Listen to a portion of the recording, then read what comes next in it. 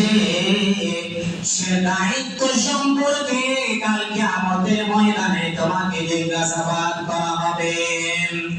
কাউকে ছাড় দেবে না, প্রধানমন্ত্রী থেকে নিয়ে রাষ্ট্রপতি থেকে নিয়ে এটা পর্যন্ত, প্রধান পর্যন্ত, মেম্বার পর্যন্ত, যতগুলো চেয়ারম্যান আছে, যত বড় মাদার সরকার যতগুলো আছে, সেই বাইরে কারা জানা আছে, যতগুলো আছে সমস্ত কালকে আমাদের ময়দানে আল্লাহ রাব্বুল আলামিন জিজ্ঞাসাবাদ করবে।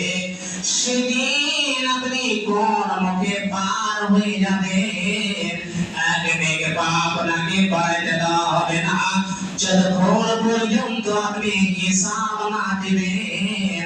আপনার ওই পানিতে না ওই জায়গায় থেকে যাবে। আর সূর্য এত কিরণ হবে, এত তাপমাত্রা হবে, কেউ নাটো পর্যন্ত আগুন করবে, কেউ খবর পর্যন্ত করবে, পর্যন্ত করবে, কেউ বা পর্যন্ত, কেউ ডুবে যাবে, কেউ সাঁতার কাটবে।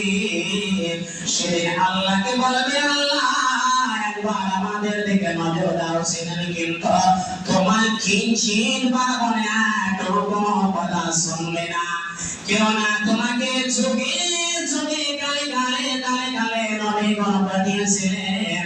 নবীদের যখন ধারাবাহিক শেষ হয়ে গেল, আল্লাহ রাব্বুল আলামিন ওয়াইউল্লাহ বারিসাতুল আম্বিয়াকে পাঠিয়েছিলেন। প্রত্যেক সালে ওয়াজ নসিহত জলসা জুলুস হয়েছিল, প্রত্যেক জুমাতে জুমাতে খুতবা হয়েছিল, কোন অনেকগুলো মসজিদ আসে তাদের কাম চলছিল, দাওয়াতের কাম চলছিল। কিন্তু তুমি এই তো মনে করেছো তুমি কোনো কথা সাড়া দাওনি। আজ তুমি সেই জায়গাতে হবে না। এতগুলো কথা বেশি বলে গেছে শ্রোতাবৃন্দ, কিন্তু আজকে আমরা মসজিদকে খালি করে দিয়েছি, কিছুই যায় আসে না।